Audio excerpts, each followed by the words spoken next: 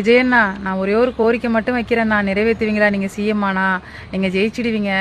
கண்டிப்பாக நம்பிக்கை இருக்குது, ஜெயிச்சு வந்தால் செய்வீங்களாண்ணா? ஏன்னா ஸ்டாலின் ஐயா விட்ட கோரிக்கை வச்சேன், அவர் காதலே வாங்கலண்ணா. ஜூலி பேசுறதெல்லாம் எடுத்து எல்லா பசங்களும் வீடியோ எடுத்து போடுறாங்க, ஏன்னா ட்ரெண்டிங் ஆகணும்னு போடுறாங்கண்ணா. உண்மையிலேயே மனித நியாயம் இருந்தால் நியாயமான விஷயத்தை எடுத்து போடுவாங்கண்ணா. இப்போ நான் நியாயமான விஷயத்த போடுறேன், ஒரு பைய எடுத்து போட மாட்டான். ஏன்னா அவன்லாம் அவங்க அம்மா வயிற்றுல பிறக்கல, பேய் வயிற்றுலையும் நாய் வயிற்றுலையும் பிறந்திருக்கானுமோ.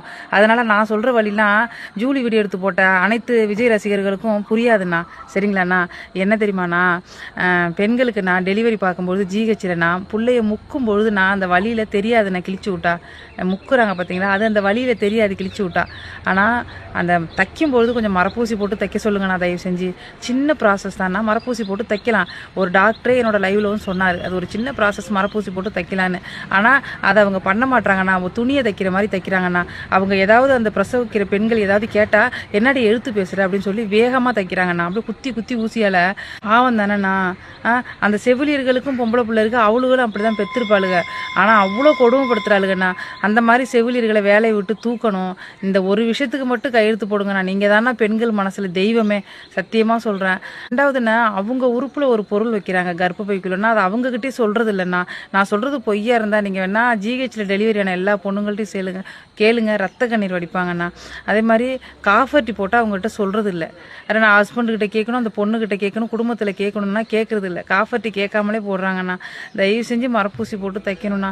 அப்புறம் பிரசவத்துக்கு போகிற பொண்ணுங்களை அடிக்கிறாங்க, புருஷங்கிட்ட காட்டும் போது நல்லா இருந்தான்னு சொல்லி அடிக்கிறாங்கண்ணா. நிறைய பெண்களுக்கு இதனாலே வாழ்க்கை டைவர்ஸில் முடியுதுண்ணா. விஜயண்ணா, அவங்க இதில் என்னம்மா பெண்கள் வாழ்க்கை பறி போகுதுன்னு நீங்கள் என்ன கேட்கலாம்.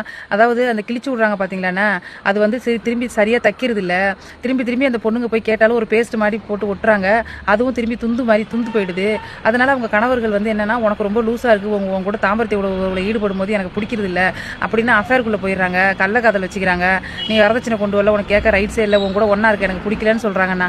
ஒரு குடும்பத்தை உருவாக்காதானா ஒரு பெண்களுக்கு நிலைமை இப்படி மாறுது.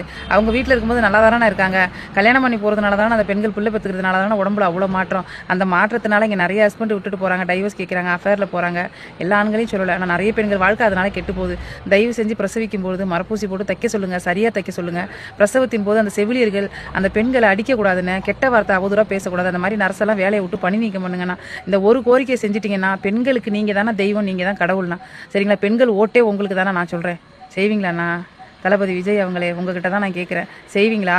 இல்லை கம்யூனிட்டி பயல்வலா, மனங்கட்ட பயல்வலா, இந்த வீடியோ எடுத்து தளபதி விஜய் அவர்களுக்கு டேக் பண்ணுங்கடா. கூறுகட்ட பயல்வலா, டிவிக்கு ஓட்டு போடு மட்டும் சொல்கிறீங்களா? கண்டாரவழி பயல்வலா, வீடியோ எடுத்து டேக் பண்ணுங்கடா, போட்டு விடுங்கடா எடுத்து.